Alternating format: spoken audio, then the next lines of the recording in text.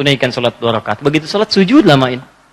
Ya Allah, dekatkan aku kepadamu. Ya Allah, jadikan aku terhubung dengan ridha-Mu. Ya Allah, berikan aku kemuliaan-kemuliaan. Sekalipun belum haji, berikan pahala haji dan umrah kepadaku. Masya Allah. Ya, begitu antum selesai, salam dapat senilai haji dan umrah. Zikir apa yang dikerjakan oleh Nabi? Kan antara subuh, pada subuh sampai kesyurukan zikir. Zikirnya apa yang dikerjakan? Apakah kalimat thayyibah ataukah yang lain? Kita bahas. Yang kedua, selesai sholat kemudian duduk. Apakah duduknya di tempat dia sholat? Atau boleh pindah ke tempat lain? Yang penting di area masjid. Ya, misal antum sholat di posisi yang sebelah kanan di sana. Tiba-tiba setelah itu nggak ada mushaf, pengen baca Quran, mushafnya di sana. Apakah boleh pindah ke sana? Atau kalau pindah gugur ininya? Awas, hati-hati dilihat. Mau pindah, aduh takut gak dapat haji. Mau pindah, aduh takut umrah. Di situ aja gitu kan. Pas tiba-tiba ada cleaning service, Pak, maaf Pak, sebentar geser dulu. Maaf ya, haji dan umrah. Nah, kita lihat tuh seperti apa memahaminya.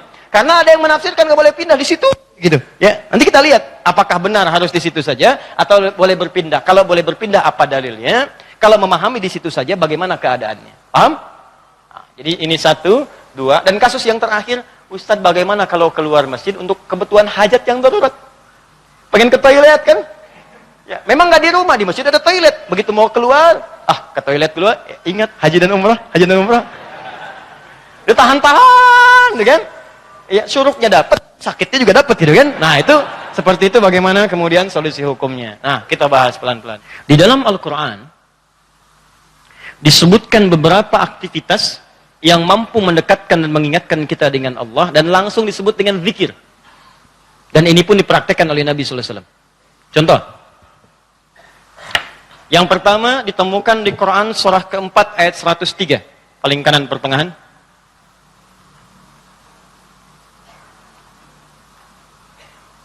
Fa idza qadaytumus salata fadhkurullaha qiyaman wa qu'udan wa ala junubikum.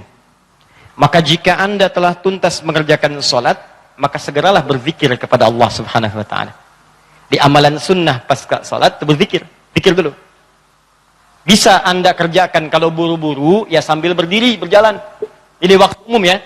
Misalnya ini Anda sudah salat zuhur nih, harus ke kantor, ya, dikejar-kejar langsung berangkat lagi. Tapi kan Anda buru-buru keluar pun kan tidak mengganggu Anda untuk mengucapkan kalimat-kalimat zikir. Misalnya apa? Nabi mengamalkan pasca salat hadis riwayat Muslim, nomor hadis 571. Hadis riwayat Muslim. Nomor hadis 571. Setiap selesai salat Nabi mengatakan, perhatikan kalimatnya, Astaghfirullah, Astaghfirullah, Astaghfirullah. Allahumma antas salam, wa minkas salam, tabarakta ya dzal jalali wal ikram. Apa Anda nggak bisa sambil keluar mengucapkan Astaghfirullah, Astaghfirullah, Astaghfirullah? Ini kata Al-Quran, sesibuk apapun Anda, begitu selesai sholat apa nggak bisa sambil jalan Astaghfirullah, Astaghfirullah, Astaghfirullah.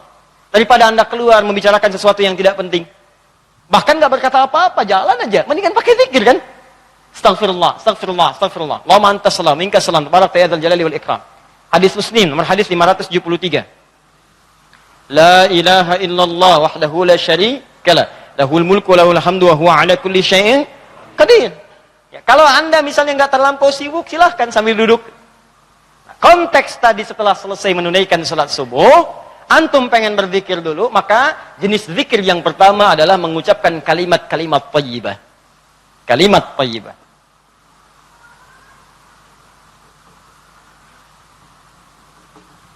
Bisa sifatnya istighfar. Ini dalilnya. Ya. Astaghfirullah, Astaghfirullah, Astaghfirullah. Ini yang paling singkat. Mau yang agak panjang, Astaghfirullahaladzim, alladzi la ilaha illa huwal hayyul qayyum wa natubu ilaihi. Silakan. Ya, kalau mau yang paling singkat, Astaghfirullah, Astaghfirullah, Astaghfirullah. Sambungkan Allahumma antas salam, minkas salam, tabarakta ya dzal jalali wal ikram. Tambah lagi dengan kalimat-kalimat tauhid. La ilaha illallah wahdahu la syarika mulku wa lahul hamdu wa huwa ala kulli syai'in qadir. Kalau mau ditambahkan yang lebih lengkap ada la ilaha illallah wahdahu la syarika lah, lahul mulku wa lahul hamdu yuhyi wa yumiitu wa huwa ala kulli syai'in qadir. Singkatnya kalimat tauhid. Ini masuk dalam kategori kalimat thayyibah. Ini. Dalilnya yang ini. Hadis Muslim, hadis 573. Diboleh selesai menunaikan salat subuh, salam ke kanan dan ke kiri, antum mulai berzikir dengan kalimat thayyibah, astagfirullahaladzim, astagfirullahaladzim, atau kalau mau singkat astagfirullah, astagfirullah, astagfirullah. Kan? Baik, teman-teman, ingat baik-baik ya. Karena zikir itu definisinya segala aktivitas yang membuat kita dekat dan ingat kepada Allah. Jadi ketika mengucapkan kalimat ini bukan sekedar diucapkan di lisan. Kalau cuma diucapkan jangankan antum. Anak-anak antum yang 5 tahun, 4 tahun belum balik pun bisa. Apa bedanya bacaan antum dengan bacaan mereka? Sambil ingat Allah. Sambil diingat. Astagfirullah. Apa artinya astagfirullah? Ya Allah, ampuni saya. Saya minta ampun. Ada dosa yang dilakukan. Dosanya disebut dengan zambun. Sifat Allah yang mengampuni disebut ghafir. Ghafir. Muncul surat ke-40 namanya surat Ghafir. Baca ayat yang ketiga, kata Ghafir disandingkan dengan zambun. Ghafiriz zambi wa qabilit taubi. Allah punya sifat Ghafir. Ghafir pemilik ghafar, ampunan. Allah mengampuni orang berbuat dosa. Kalau Anda pengen minta ampun, ucapkan astagfirullah. Istighfar itu permohonannya. Istighfar permohonan ampun, ucapannya astagfirullah. Ampunannya ghafara ghufran, yang punya ampunan ghafir. Kata Allah, saya ghafir. Quran surah 40 ayat 3. Ghafiriz dzambi, minta ampun, hei yang punya dosa, minta ampun kepada saya. Ketika engkau minta, saya akan ampuni. Saya tanya pada antum, siapa yang enggak punya dosa? Yuk angkat tangan. Ayo, enggak usah malu, angkat aja, saya pulang. Kalau enggak punya dosa bersih kan? Nah, kalau Anda merasa banyak dosa, diberi peluang habis sholat, istighfar, istighfar. Makanya ketika istighfar, jangan cuma diucapkan. Coba rasakan, punya dosa apa sampai hari itu? Dosa apa? Jadi begitu selesai subuh, ingat dosa pada orang tua, dosa pada pasangan, suami pada istri, istri pada suami, dosa pada anak-anak. Anak-anak orang lain aja yang nggak punya mobil, nggak punya motor, bisa mendidik anaknya hafal Quran, sholatnya bagus. Masa antum udah banyak fasilitas ke masjid? Enggak, jemaah, enggak, bangun terlambat. Antum kurang apa lagi untuk mendidik anak dengan baik? Maka istighfari. Jangan-jangan anak itu nggak soleh bukan karena dia nggak mampu, karena antum nggak bimbing mereka. Makanya antum akan ditanya tuh, jangan dikira mudah punya titipan anak. Jangan dikira mudah, antum akan ditanya. Kenapa ini nggak sholat? Nanti akan ada terjadi di hari kiamat, ini sahih riwayatnya, akan terjadi di hari kiamat. Nanti ada orang tua hampir ke surga, anaknya mau ke neraka, dan dia menyatakan keberatan di hadapan Allah. Begitu menyatakan keberatan, ternyata dosanya dosa orang tua. Anak itu tuh nggak menyembah Allah dengan baik karena dosa orang tuanya. Maka tertukarlah anaknya ke surga, orang tuanya ke neraka. Hati-hati. Dan ada juga yang terbalik. Orang tua ke neraka, anaknya mau ke surga. Orang tua menyatakan keberatan kepada Allah. Dan nanti kejadiannya sangat luar biasa. Nanti lain waktu kita akan bahas. Cukuplah ada banyak keterangan dalam Al-Quran. Ada yang bapaknya Nabi, Rasul bahkan, punya anaknya ada yang suami, istri, istrinya nggak taat. Ada yang istrinya solihah, suaminya nggak. Seperti Asia dengan Fir'aun. Ada yang suaminya bagus, istrinya nggak. Banyak seperti Lut dengan istrinya. Ada yang bapak, anak dengan istri nggak taat. Seperti Nuh. Itu bukan dongeng, itu kisah disampaikan supaya kita bisa hati-hati. Seakan-akan Allah mengatakan begini, cukup aja orang-orang masa lalu begini. Kalian jangan begitu. Saya buka kisah seperti ini supaya keluarga kalian selamat. Makanya istighfarin. Istighfar, sambil istighfar, lumayan tuh begitu istighfar, dosa diampuni. Belajar nangis lah kalau istighfar tuh belajar nangis. Gak bisa nangis, nangis. Gak bisa nangis, besoknya nangis. Gak bisa nangis juga, tangisi diri Anda yang belum bisa menangis. Bismillah. Ingat mungkin saat itu diwafatkan oleh Allah. Ingat. Bagaimana kalau saat itu wafat, anak Anda belum baik, istri Anda belum baik, dan Anda akan dihisab dalam keadaan sesuatu yang belum sempurna dalam kehidupan. Ya. Kemudian juga zikir. Bisa jadi juga bacaan Al-Quran. Baca Al-Quran. Itu masuk kategori zikir. Dalilnya Quran, surah ke-15 ayat 9. Al-Quran disebut oleh Allah dengan zikir. Inna nahnu nazzalna dzikra wa inna lahu lahafizun. Sungguh kami turunkan Al-Quran sebagai zikir, kata Allah. Hal yang mampu mendekatkan seseorang dengan Allah. Makanya kalau antum sedang baca Al-Quran, bukankah perasaan Anda merasa lebih dekat dengan Allah? Ya, kalau nggak percaya silakan. Lebih dekat gitu. Nah, kalau sudah semakin dekat hubungannya dengan Allah, jangankan baca, dibacain aja punya getaran dalam jiwanya. Ya, buka Quran surah ke-8 misalnya, ya Al-Anfal ayat kedua. Kata Allah, innamal mu'minuna alladzina idza dzukirallah, zikir. Idza dzukirallahu wajilat qulubuhum. Orang-orang yang imannya bagus itu baru dengar nama Allah disebut getaran dalam jiwanya. Makanya kalau pengen ngecek iman, sedang dekat tidak dengan Allah, Gampang. Setiap hari Allah perdengarkan namanya 5 kali dalam sehari. Ketika namanya disebutkan itu, antum ada nggak getaran dalam jiwanya? 5 kali dalam sehari. Subuh, zuhur, asar, maghrib, isya. Allahu Akbar, Allahu Akbar. Bukankah nama Allah? Dikala antum sedang dengar suara adzan, itu nama Allah diperdengarkan. Ada getaran nggak di hatinya? Ya, yang imannya hebat itu belum diperdengarkan, dia udah siap-siap. Sebenarnya adzan zuhurnya itu jam 12 lewat 8. Kok bisa jam 11 udah siap-siap? Padahal mandi dulu, wudu dengan sempurna, berangkat ke masjid. Itu tandanya imannya luar biasa. Ada orang yang saat dipanggil baru ingat, Allahu Akbar, Allahu Akbar. Ya Allah, sudah masuk zuhur, siap-siap. Imannya standar. Standar. Itu yang biasa. Begitu dipanggil, ingat. Ada orang yang sama, Allahu Akbar, Allahu Akbar. Ya Allah, sudah adzan, baru adzan, belum qomat. Itu iman bermasalah. Imannya lemah bermasalah. Karena itu, hubungan yang dekat dengan Allah, langsung ingat Allah disebut dengan zikir. Karena itu kata Allah, saya turunkan Al-Quran. Di antara fungsinya untuk zikir. Jadi kalau anda ba'da salat subuh, misalnya, sudah astagfirullah, astagfirullah, astagfirullah, istighfar, syuruk belum muncul. Ambil mushaf. Ya, baca. Saya pengennya istighfar aja Ustaz, astagfirullah, syuruknya belum tiba juga, astagfirullah, belum syuruk juga, ini astagfirullah. Ya. Iya. Ambil mushaf, baca. Pahala lebih banyak. Setiap hurufnya 10 kebaikan. Ya, 10 kebaikan. Ramadan nanti tambah jadi 100. Setiap hurufnya 100. Makanya saya sarankan dari sekarang, bikin kurikulum. Nanti bulan depan saat masuk Sya'ban, saya akan terangkan kurikulum Nabi saat di bulan Ramadan. Nanti yang bisa dikerjakan saat Ramadan apa saja. Kelemahan orang Islam sekarang, begitu masuk Ramadan, dia tidak punya rencana kegiatan Ramadan. Akhirnya ketika masuk Ramadan, itu asal saja yang mau baca-baca. Ya tidak, mau taraweh-taraweh, mau enggak-enggak. Awal-awal Ramadan semangat semua, penuh. Lihat pertengahan, kemajuan, maju sapnya, maju, hilang. Teruskan. 3.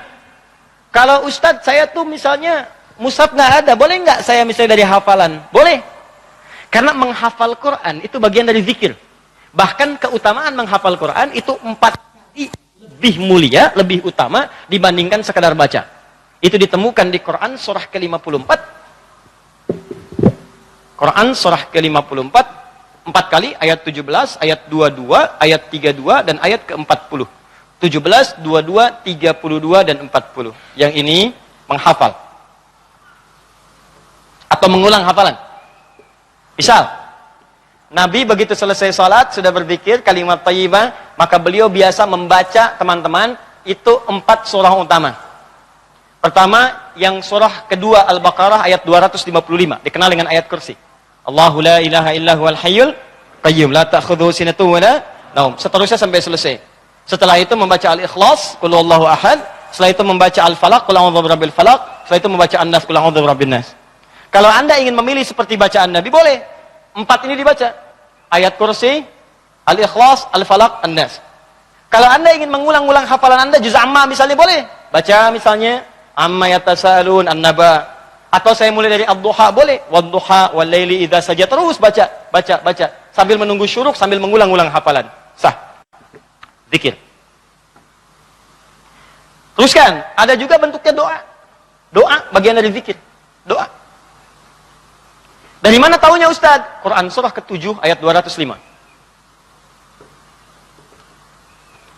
Praktek nabinya bagaimana Ustaz? Hadis riwayat Ibnu Majah, nomor hadis 925. Di saat Anda berdoa, itu Anda sedang berzikir. Ya, makanya kan ketika Anda berdoa, Anda merasa lebih dekat dengan Allah kan? Ya, merasa nyambung gitu. Ya, perhatikan kalimatnya. Ketika Anda berdoa disebutnya zikir. Wadhkur rabbaka darru'an wa khifatan wa dunal jahri minal qaul. Kata Allah, kalau Anda sedang punya masalah, ada persoalan, jangan mengeluh. Jangan mengeluh, apalagi bikin status, nggak menyelesaikan masalah. Ada masalah, bikin status. Dia tidak seperti yang aku kira. Selesai juga enggak. Terus nungguin komentar, itu paling kasihan tuh, nungguin gitu. Aduh, kasihan, belum ada yang komen. Ya, udah 2 jam baru muncul. Kenapa Jeng? Gitu kan, baru dijawab. Iya ya, gelisah hati ini. Muncul lagi komen yang lain. Duh, nggak nyangka ya, nyangka. Capek, nggak selesai. Masalah selesai tidak, cuma nambah masalah aja. Kata Allah kalau punya masalah, tenangkan hati, berdoa, sebut nama Allah. Itu lebih memberikan ketenangan. Zikir itu selain mendekatkan kita pada Allah, zikir itu membuat hati lebih tenang. Tenang. Makanya ketika Allah menyebutkan fungsi zikir di Quran surat 13 ayat ke-28. Allah sampaikan begini, ala bidzikrillahi tatma'innul qulub. Kamu mesti yakin, kata Allah, dengan berzikir kepada Allah, hati kamu akan tenang. Makanya kalau sedang punya persoalan, bawa ke zikir. Ambil wudu, baca Quran. Begitu antum baca Quran, walaupun solusi belum tiba, hati lebih tenang. Dan lebih objektif, kalau orang tenang itu, dapetin solusinya gampang gitu, tenang. Solusi mudah dicari. Tapi kalau antum gelisah, walaupun ada solusi, nggak akan sempurna nanti masalah diselesaikan. Paham ya? Di doa, itu bagian dari zikir. Di antara doa yang dibacakan oleh Nabi, itu setiap selesai sholat, itu ada kalimat singkat tapi padat. Allahumma inni atau inna. Kalau inni untuk sendiri, kalau inna untuk banyak. Allahumma inni as'aluka ilman nafi'a wa rizqan thayyiba wa amalan mutaqabbala. Ya Allah, hamba mohon kepadamu, anugerahkan hamba pengetahuan yang bermanfaat. Pengetahuan yang bermanfaat itu pengetahuan yang bisa meningkatkan wawasan dan menguatkan iman. Itu rumusnya di Quran surah 58 ayat ke-11. Jadi kalau teman-teman ngaji dengan siapapun, ustadz manapun, di tempat manapun, ukurannya dua. Wawasannya bertambah enggak? Awas hati-hati, kalau ngaji tapi wawasan enggak bertambah, itu ada sesuatu yang salah di pengajiannya. Ngaji cuman ketawa aja gitu kan. Ya, tapi enggak jelas dapatnya apa. Yang paling aneh ngaji, yang dicari-cari jin, ya kan? Atau apa, itu paling aneh itu. Apa yang didapatkan? Terus nambah hari ini, sholat, ngaji ke pengajian sholat, dapat tambahan wawasan. Oh begini cara takbir yang baik, bisa sejajar dengan bahu, bisa sejajar dengan daun telinga, ya kakinya terbuka selebar bahu, badannya tegap. Jadi begitu antum praktekan, punya tambahan wawasan, kepake dalam ibadah.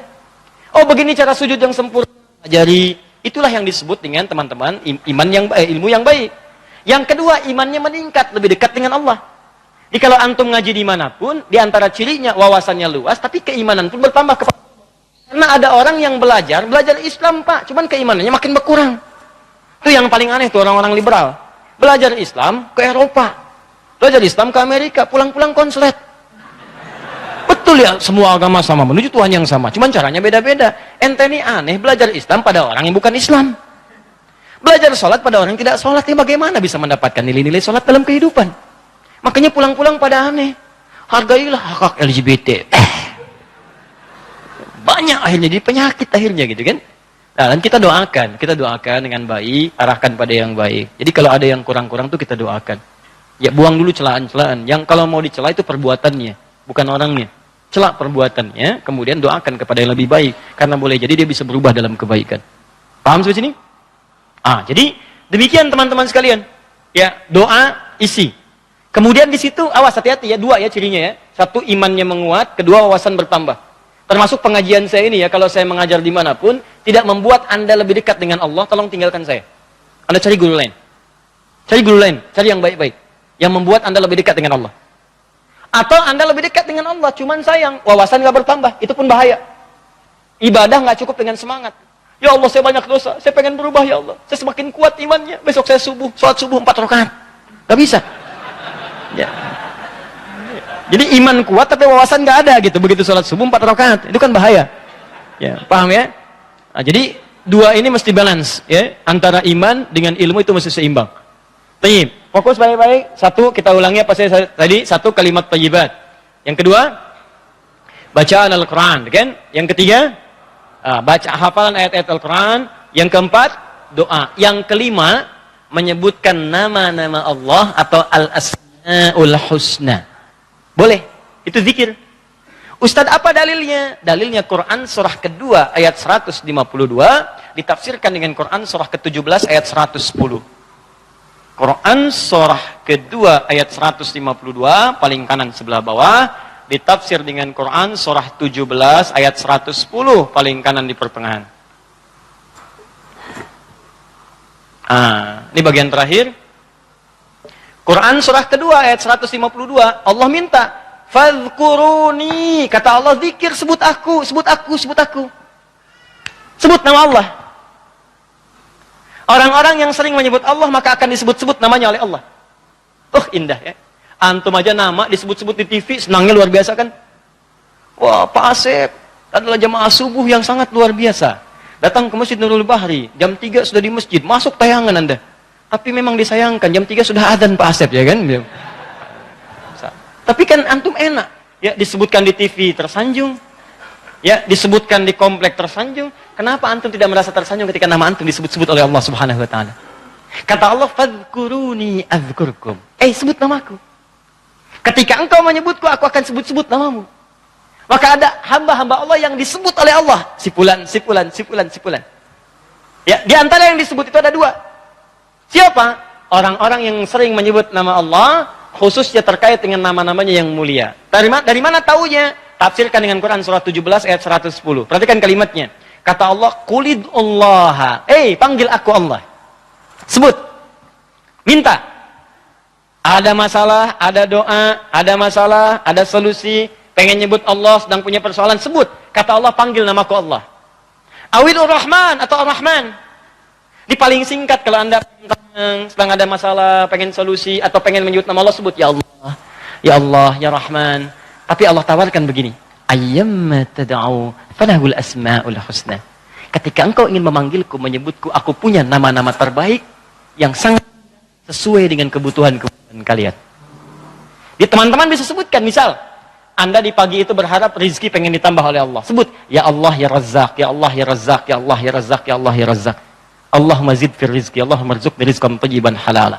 Ya Allah ya Razzaq, ya Allah pemilik rezeki, zidni fir rizqi, ya Allah tambahkan rezeki saya. Allahumma rzuqni rizqan halalan thayyiban. Berikan rezeki kepada saya yang halal dan yang terbaik yang mampu saya dapatkan. Anda sedang punya persoalan, sebut namanya, ya Allah ya Al-Fattah, ya Al-Fattah, ya Al-Fattah. Iftah li kullil khair. Ya Allah ya Al-Fattah yang pemilik segala solusi, bukakan kepadaku solusi terbaik dari setiap persoalan yang aku alami sampai dengan saat ini. Anda ada yang ganggu di pekerjaan, ada yang sedang usil iseng, sebut ya Allah ya Jabbar, ya Jabbar, ya Jabbar, ya Malik. Ya Malik, ya Rabb, ya Malik, Allahumma ya Jabbar. Ya Allah yang Maha Pelindung. Raja dari segala raja, lindungi aku dari tangan-tangan orang-orang yang jahil. Anda sedang banyak ujian, sebut ya Allah ya Sabar, ya Sabar, ya Sabar, ya Sabar. Zidni sabra. Ya Allah yang Maha memiliki segala sifat kesabaran. Tolong tambahkan kesabaran pada diriku untuk bisa mampu mengatasi ujian yang tengah engkau ujikan. Anda yang sedang mau ujian, ya Allah, Allahumma ya Alim, ya Alim, ya Alim, ya Alim. Alimni ya Allah ma jahiltu. Wanfa'ni bima ta'allamtu. Wa najirni fi imtihani ya Allah bima radit. Ya Allah yang Alim, yang Maha pemilik ilmu, tambahkan ilmu kepadaku. Ajarkan apa yang belum aku ketahui. Berikan manfaat pada apa yang telah aku pelajari. Dan luluskan aku dalam ujian yang akan aku alami. Indah. Minta, minta, minta. Kata Allah, "Udhkurni, fadhkuruni, adzkurkum." Sebut saya, aku sebut kamu. Engkau panggil namaku dengan nama terbaikku, aku berikan kemuliaan sesuai dengan apa yang kau butuhkan. Cukup Pak, 5 ini kerjakan habis subuh, selesai. Astaghfirullah, astaghfirullah, astaghfirullah. Allahumma antas salam. Habis itu baca Quran. Baca Quran diulang. Ya, ayat kursi, ayat kursi, ayat kursi, Al-Ikhlas, Al-Falaq, An-Nas. Habis itu kemudian antum berdoa, habis doa sebut nama Allah. Begitu lihat jam 8. Pip bunyi, waktu syuruk muncul, gitu kan? Kan sekarang ada zaman digital kan? Zaman digital. Ya, ngitungnya gampang kok, biasanya itu kalau dari subuh teman-teman dari waktunya itu 1 jam, 1 jam setengah itu udah masuk syuruk. 1 jam lah. 1 jam. Jadi kalau sekarang kurang lebih jam 5 misalnya, ya itu 1 jam kemudian, terus 1 jam lewat 10-15 menit sudah masuk ke syuruk. Ya, jadi begitu sudah masuk syuruk, ya antum tunaikan salat 2 rakaat. Ada yang nunggu dulu 5 menit supaya lebih aman misalnya, silakan. Enggak ada masalah. Tunggu 5 menit selesai, tunaikan salat 2 rakaat. Begitu salat sujud lamain. Ya Allah, dekatkan aku kepadamu. Ya Allah, jadikan aku terhubung dengan ridha-Mu. Ya Allah, berikan aku kemuliaan-kemuliaan. Sekalipun belum haji, berikan pahala haji dan umrah kepadaku. Masya Allah. Ya, begitu antum selesai, salam, dapat senilai haji dan umrah. Luar biasa. Begitu dapat, keluar masjid, meninggal dunia. Luar biasa. Pahala surga lah seperti itu.